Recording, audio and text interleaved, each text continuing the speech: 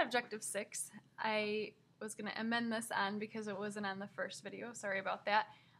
There's two words that you need to know about. One is atomic mass, and this is mass of an atom based on the average of all isotopes, of all the masses of all those isotopes. So what they do is they look at the percent abundance of each isotope of each element on Earth, and from there they figure out, on average, what the mass of that element would be.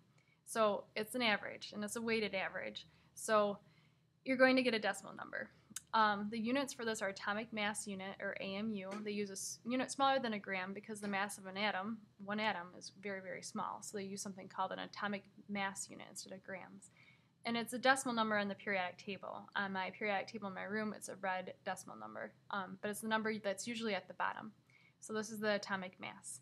The mole is the measure of the amount of substance, and this is a number, like dozen. Dozen means 12. Well, mole means 6.02 times 10 to the 23rd. Or if you wrote it out, it's this huge number with 21 zeros behind it.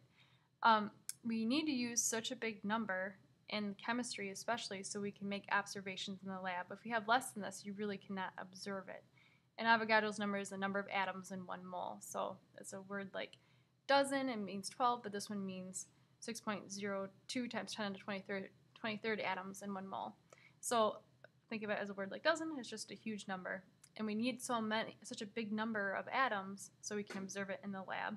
So even if you had this many atoms of water, if you could count them all in a jar, which you couldn't do because you would die before you were able to finish, but if you were able to, this would actually add up to less than 1/10 of a cup. So this many molecules of water, so this many H2Os, would be less than 1/10 of a cup.